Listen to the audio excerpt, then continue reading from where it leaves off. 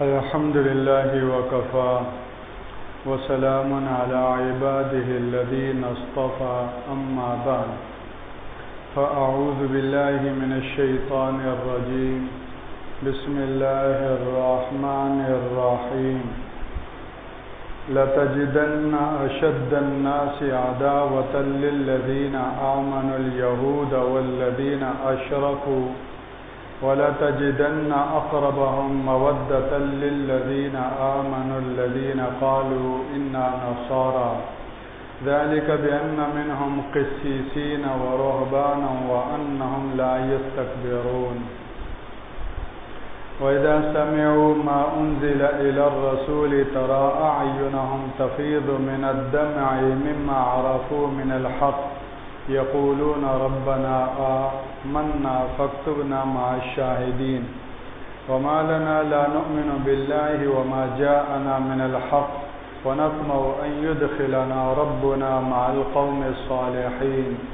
فأثابهم الله بما قالوا جنات تجري من تحتها الأنهار خالدين فيها وذلك جزاء المحسنين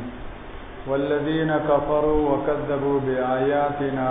أولئك أصحاب الجحيم اللهم صل على سيدنا ومولانا محمد وعلى آل سيدنا ومولانا محمد وبارك وسلم.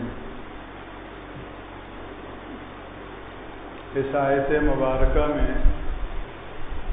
اللہ جل شانہ نے تین طبقوں کا ذکر کیا، ایک یہود کا، ایک مشرکین کا اور ایک نصارہ کا۔ ان تینوں طبقوں میں سے مسلمانوں کے ساتھ عداوت اور دشمنی میں اول نمبر کا کون ہے اور سب سے زیادہ آگے رہنے والا کون ہے؟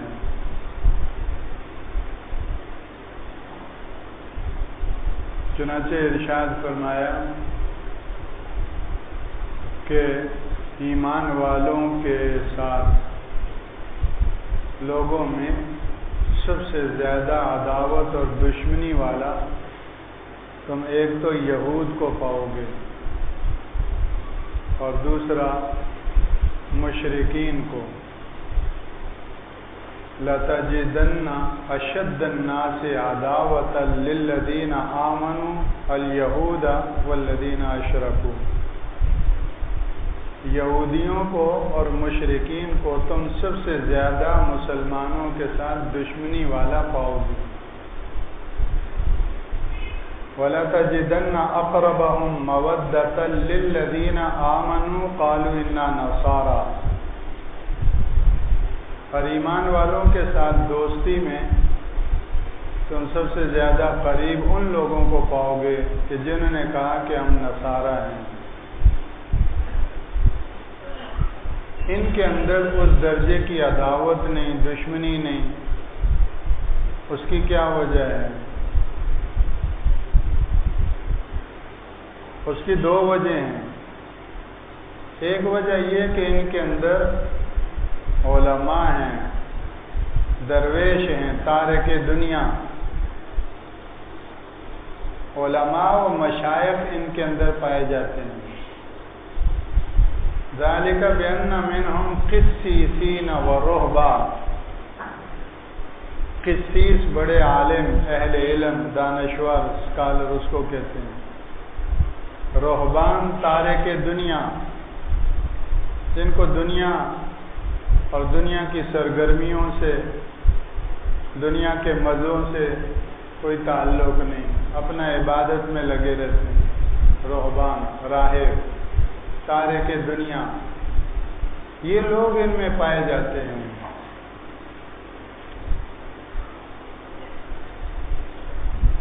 ایک وجہ تو یہ ہے۔ دوسری وجہ وَأَنَّهُمْ لَا يَسْتَكْبِرُونَ، یہ تکبر نہیں کرتے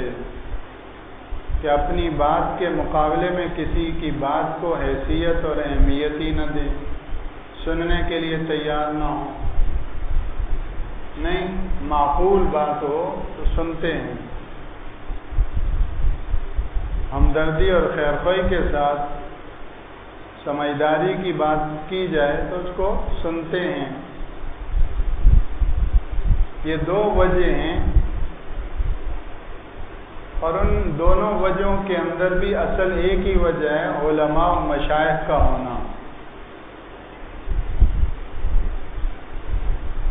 اس سے یہ بھی معلوم ہوا کہ کسی قوم میں، کسی علاقے میں، کسی بستی میں، کسی طبقے میں اہل علم، علماء، صلحاء و مشائخ کا ہونا ان سب کے اوپر اثر انداز ہوتا ہے۔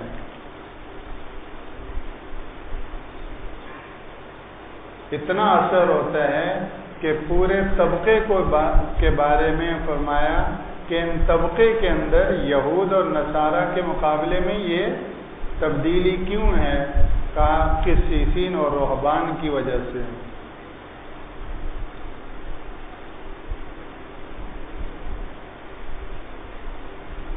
مدینہ طیبہ میں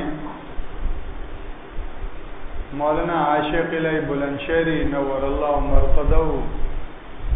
اللہ جل شانہ مغفرت فرمائے،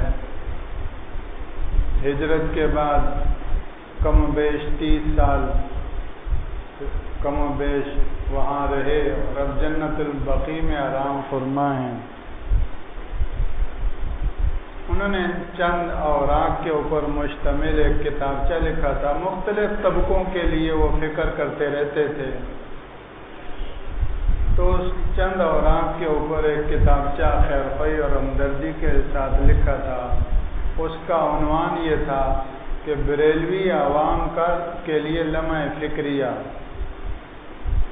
اور اس میں ان کو فکر مند کیا گیا تھا کہ آپ کا اصل مسئلہ یہ ہے کہ آپ کے اندر علماء راسخین فی العلم نہیں ہیں، وہ پیدا کرو۔ جتنی بدعات ہیں جو بڑھتی جاتی ہیں، اور عید میلاد النبی کے موقع پر جس کو عید میلاد النبی کا عنوان دیا اور اس پر کیا کچھ ہوا، اب پروفیسر مفتی منیب الرحمان صاحب جیسے اور کتنے اہل علم سنجیدہ لوگ بہت سمجھاتے بجھاتے ہیں، فکر کرتے ہیں کہ یہ بدعات نہ کرو، ان کا رسول اللہ کی ولادت باسعادت سے کیا تعلق، لیکن عوام ہیں کب قابو میں آتی ہیں۔ تو ہر جگہ ایسے اہل علم سنجیدہ علماء ہیں نہیں، تو انہوں نے اس 4-5 ورق کے اس رسالے کے اندر ان کو یہ فکر دلائی کہ آپ کا اصل مسئلہ یہ ہے کہ علماء نہیں ہیں، جس کی وجہ سے بدعات اور رسم و رواج کا دور ہے، اور علماء پیدا ہوتے ہیں مدارس سے، تو مدارس نہیں جو ہیں وہ قرآن خوانی سے فرصت نہیں پاتے۔ خیر، تو اس پورے طبقے کے بارے میں فرمایا کہ ان میں قسیسین اور رہبان ہیں، اس لیے مسلمانوں سے ان کے اندر عداوت میں کمی آئی ہے، اور علماء اور رہبان کی وجہ سے ان کے اندر غرور اور تکبر بھی نہیں ہے، وَأَنَّهُمْ لَا يَسْتَكْبِرُونَ، اس لیے دوسرے کی بات سنتے ہیں، سننے کا مزاج ہے ان کے اندر۔ یہی وجہ ہے کہ یہود کے اندر بہت کم لوگ تھے جو اسلام لائے، جن کو اسلام نصیب ہوا، ایسے ہوئے ہیں بہت سارے، بعض جلیل القدر صحابہ ہیں جو پہلے یہود میں تھے لیکن پھر اللہ کے رسول کے ہاتھ پر ایمان لے آئے، عبداللہ بن سلام رضی اللہ عنہ جیسے جلیل القدر جو بڑے علماء یہود میں سے تھے۔ لیکن نصارہ کے اندر تو بہت بڑا طبقہ ہے جن کو اسلام کی دولت نصیب ہوئی، اور یہ آیتیں جو نازل ہوئیں، ان آیتوں کے نزول کا پس منظر بھی نصارہ، حبشہ کے نصارہ اور شاہ حبشہ نجاشی، ان کا اسلام لانا ہے۔ چنانچہ اللہ کے رسول صلی اللہ علیہ وسلم نے مکہ المکرمہ میں مشرکین کے ظلم اور مظالم، ان کی ایذا رسانیوں کی وجہ سے چند صحابہ کو حبشہ ہجرت کر کے جانے کی اجازت دی، اس بنا پر کہ جو حبشہ کا حاکم ہے نجاشی شاہ حبشہ، وہ نہ خود ظلم کرتا ہے اور نہ دوسرے کو ظلم کرنے دیتا ہے، انصاف پسند حاکم ہے۔ تو اللہ کے رسول صلی اللہ علیہ وسلم نے چند صحابہ 7 کے قریب، ان میں آپ کے داماد سیدنا حضرت عثمان رضی اللہ تعالیٰ عنہ بھی، اور ان کی اہلیہ جو اللہ کے رسول صلی اللہ علیہ وسلم کی دوسری صاحبزادی ہیں، حضرت زینب سے چھوٹی حضرت رقیہ، سب سے بڑی صاحبزادی سیدہ زینب رضی اللہ عنہا، ان سے چھوٹی صاحبزادی سیدہ رقیہ رضی اللہ عنہ، اور ان سے بھی چھوٹی صاحبزادی سیدہ ام کلثوم رضی اللہ عنہ، اور سب سے چھوٹی صاحبزادی سیدہ فاطمہ الزہرا رضی اللہ عنہ، جو بہت چہیتی تھی اور بہت پیاری تھی اللہ کے رسول صلی اللہ علیہ وسلم۔ اور ان سے پہلے ان تینوں صاحبزادیوں کے جنازے آپ نے اٹھائے، تینوں کا انتقال آپ کے سامنے ہوا سوائے سیدہ فاطمہ رضی اللہ عنہ کے، اور 3 صاحبزادے تینوں کے تینوں آپ کی حیات طیبہ میں انتقال کر گئے تھے۔ تو حضرت رقیہ، سیدہ رقیہ رضی اللہ عنہ، حضرت سیدنا عثمان ابن عفان رضی اللہ عنہ اور کچھ اور صحابہ یہ حبشہ ہجرت کر کے چلے گئے 7 کے قریب۔ اگلے سال کوئی 82 کے قریب ایک بڑا گویا کہ صحابہ کا وہ طبقہ تھا جو ہجرت کر کے حبشہ چلے گئے، اس میں حضرت جعفر بن ابی طالب رضی اللہ عنہ بھی تھے، اور بھی بعض صحابہ تھے۔ اب جب یہ حبشہ ہجرت کر کے گئے تو مکہ کے مشرکین سرداروں نے شاہ حبشہ نجاشی کے نام خط لکھا، تحفے طائف بھیجے، اور یہ کہا کہ یہ لوگ بے دین ہیں اور ایسے ہیں ویسے ہیں، اور یہ تمہارے بھی دشمن ہیں، یہاں سے بھاگ کر یہ تمہارے یہاں آ کر انہوں نے پناہ لی ہے، ان لوگوں کو واپس ہمارے حوالے کرو۔ تو شاہ حبشہ نجاشی کے پاس جب وہ گئے لوگ اور وہ خط اور ہدایہ وغیرہ تحفے پیش کیے تو اس نے معلومات کی، تو حضرت جعفر بن ابی طالب رضی اللہ عنہ کچھ اور دیگر مسلمان صحابہ وہ وہاں ان کو بلایا گیا، تو انہوں نے رسول اللہ صلی اللہ علیہ وسلم کے حوالے سے ان کو آگاہ کیا، اسلامی تعلیمات کے حوالے سے آگاہ کیا، قرآن پاک کی سورہ مریم تلاوت کی۔ تو جو شاہ حبشہ نجاشی کا دربار تھا وہ قرآن سن کر، سورہ مریم سن کر آپ دیدہ ہو گیا، ان کی آنکھوں سے آنسو بہنے لگے، اور وہ جانتے تھے پہلے سے انہوں نے معلوم کر رکھا تھا اللہ کے رسول صلی اللہ علیہ وسلم آخری نبی کے حوالے سے، اس لیے وہ مشرکین کا بھیجا ہوا وہ تحفہ ہدیہ وغیرہ وہ بھی واپس کر دیا، ان کا خط بھی واپس کر دیا، اور کہا کہ میں ان لوگوں کو تمہارے حوالے نہیں کر سکتا۔ ادھر اللہ کے رسول صلی اللہ علیہ وسلم مدینہ طیبہ ہجرت کر کے جب تشریف لائے اور مدینہ طیبہ میں پرامن ماحول میسر آیا تو حبشہ کے وہ مہاجرین حبشہ سے بھی ہجرت کر کے مدینہ طیبہ آنے لگے، اس لیے ان صحابہ کو جو حبشہ سے ہجرت کر کے مدینہ آئے ان کو صاحب الہجرتین کہتے ہیں، 2 ہجرتوں والے صحابہ، یعنی پہلی ہجرت انہوں نے مکہ سے حبشہ کی تھی اور دوسری ہجرت حبشہ سے مدینہ کی تھی، یہ صاحب الہجرتین ہیں، اور یہ ان کا غیر معمولی شرف ہے اور ان کے لیے بڑی فضیلت ہے کہ اللہ کے دین کی خاطر در بدر ہوئے۔ یہ آسان نہیں ہے، میں کتنا آسانی سے بول رہا ہوں اور کتنا آسانی سے ہم سن رہا ہوں، اسلام کی خاطر، دین کی خاطر گھروں سے بے گھر ہونا، ان مقدس ہستیوں کی یہ قربانیاں ہیں۔ آج غزہ کے مظلوم اور محصور مسلمان اور دنیا میں کہاں شام، فلسطین اور دیگر علاقوں میں جو مظلوم مسلمان ہیں، ان کا واحد قصور لا الہ الا اللہ محمد الرسول اللہ ہے۔ وما نقموا منهم الا ان يؤمنوا باللہ العزیز الحمید۔ ان سے انتقام صرف اس بات کا ہے کہ وہ لا الہ الا اللہ محمد الرسول اللہ کیوں پڑھتے ہیں۔ تو یہی ان کا جرم تھا غیروں کی نظر میں۔ تو وہاں سے جب یہ ہجرت کر کے مدینہ طیبہ آئے تو شاہ حبشہ نجاشی نے، جو نصرانی تھا، یہ امریکہ اور آج کے جتنے بھی نصارہ ہیں، یہ ان کی تاریخ بتائی جا رہی ہے کہ امریکہ کا اسرائیل سے تو کوئی جوڑ بنتا ہی نہیں، اپنی تاریخ کے اعتبار سے، مسلمانوں کی تاریخ کے اعتبار سے، اور حقیقی اور عقل مندی اور دانائی کے اعتبار سے۔ تمہاری اپنی تاریخ مارٹن لوتھر سے لے کر شکسپیئر تک، تمہاری ساری جو نصرانیت کی تاریخ ہے، یہودیت سے نفرت سے بری ہوئی ہے، تمہارا تو کوئی جوڑ ہی نہیں۔ یہودی ذلیل ترین اور بدترین قوم ہے۔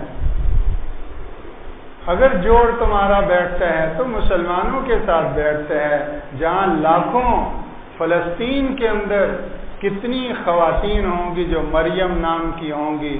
اور کتنے مسلمان فلسطین کے اندر ہوں گے جو عیسیٰ نام کے ہوں گے۔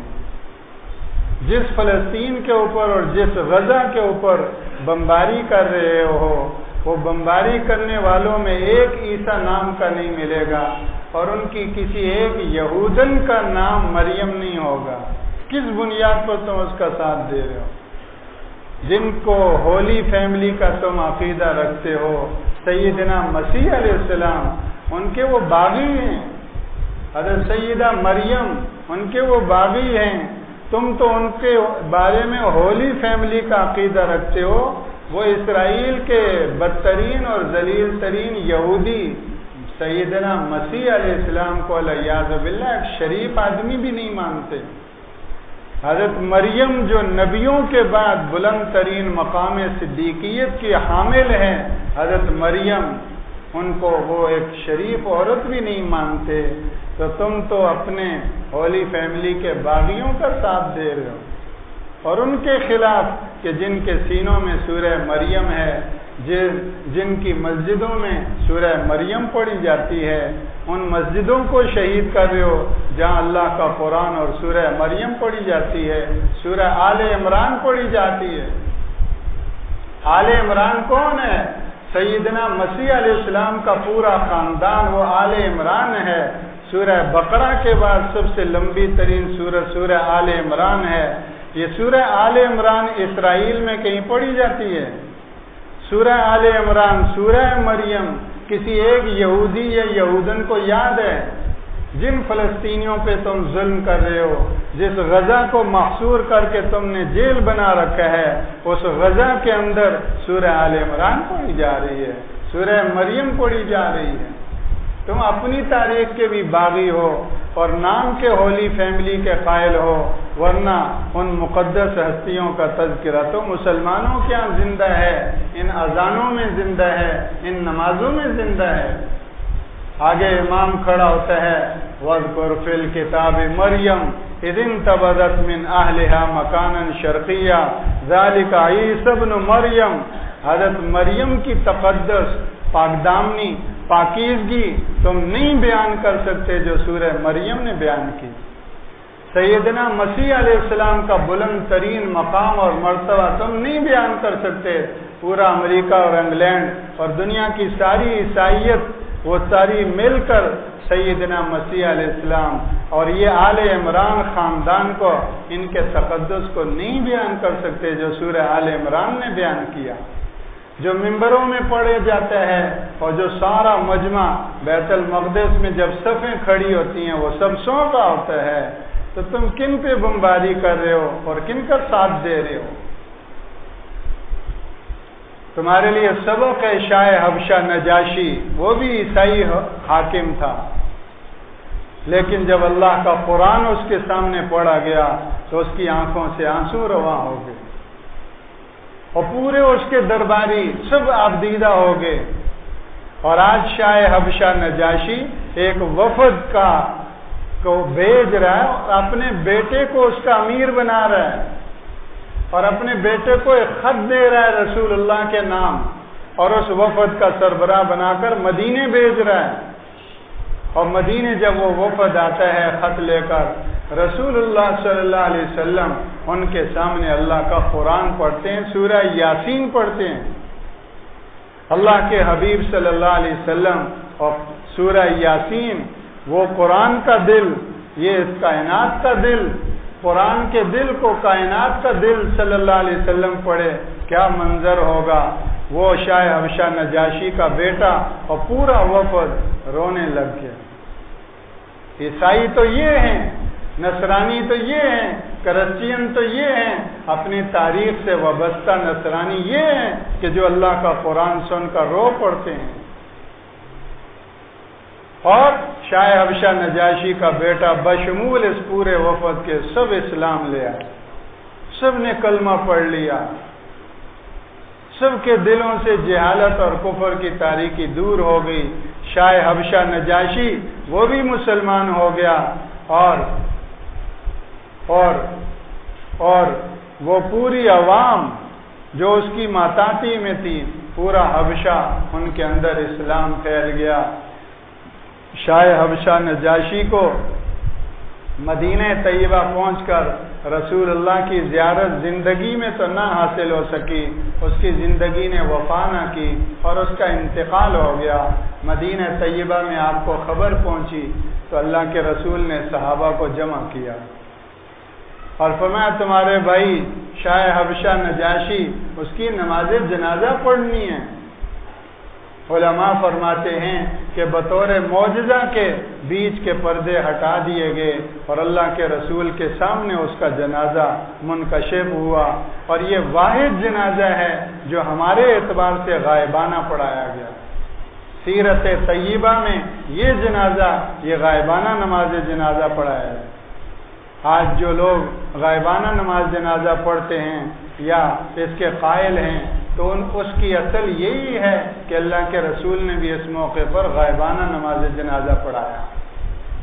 احناف کے نزدیک علماء احناف امام ابو حنیفہ رحمہ اللہ ائمہ میں سے ان کا موقف یہ ہے کہ نماز جنازہ کی شرائط میں سے ایک شرط گویا کہ میت کا سامنے ہونا ضروری ہے اور اس واقعے کو رسول اللہ کی خصوصیت پر محمول کرتے ہیں کہ اللہ کے رسول کی خصوصیت تھی. یہی وجہ ہے کہ صحابہ کرام نے اور بعض دیگر مواقع پر اللہ کے رسول صلی اللہ علیہ وسلم نے خود بھی کہیں کبھی غائبانہ نماز جنازہ نہیں پڑھایا. خیر یہ تو علمی گفتگو ہے, لیکن جو بات عرض کرنی ہے وہ یہ کہ شاہ حبشہ نجاشی کو اللہ نے آج یہ شرف دیا کہ اللہ کا نبی اور اس کائنات کی مقدس ترین جماعت صحابہ کرام وہ ان کی نماز جنازہ پڑھ رہی ہیں.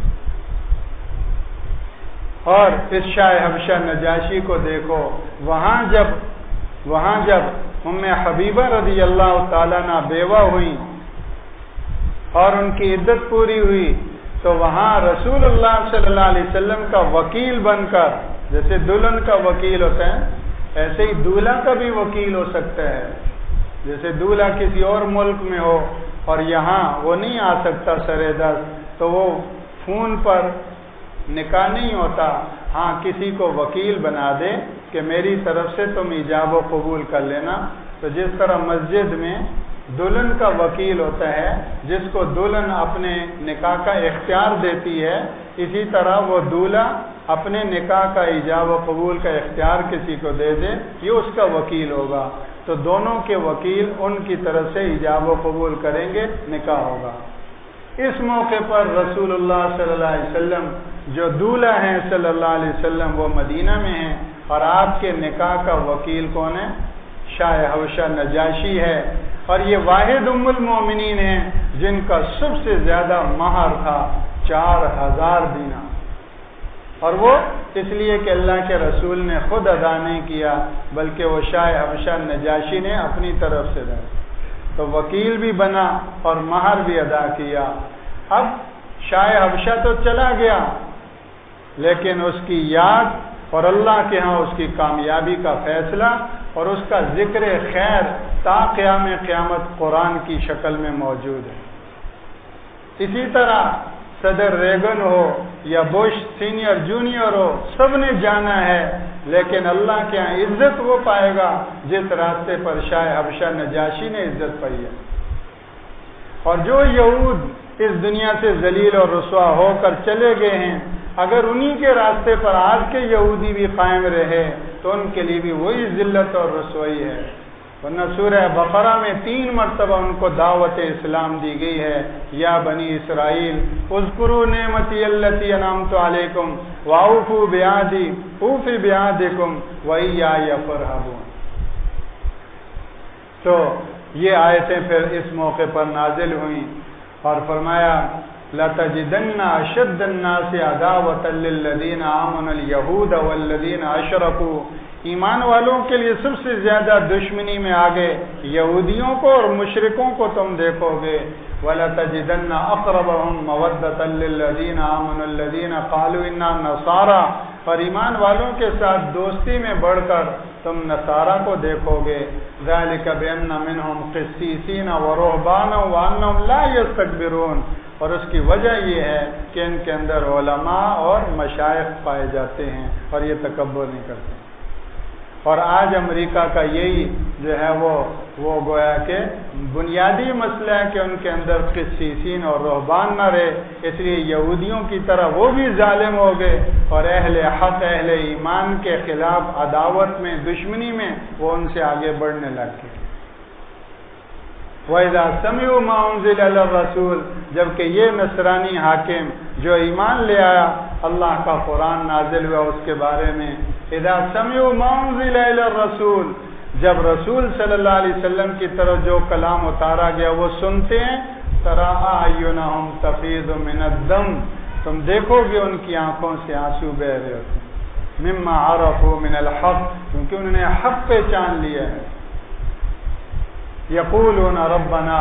فاکتبنا مع الشاہدین آمنا، اور یہ کہتے ہیں کہ ہمارے رب ہم ایمان لے آئے اور تو بھی ہمیں حق کی گواہی دینے والوں میں لکھ لے۔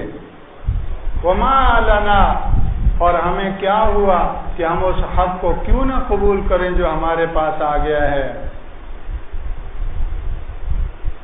اور ہم تو اپنے رب سے امید رکھتے ہیں کہ وہ ہماری خطاؤں کو معاف فرمائے گا۔ وما لنا الا نؤمن، کیسے وما لنا الا نؤمن بالله وما جاءنا من الحق ونطمع ان يدخلنا ربنا مع القوم الصالحين، ہمیں امید ہے کہ ہمارا رب صالحین کے ساتھ ہمیں بھی شامل کرے گا۔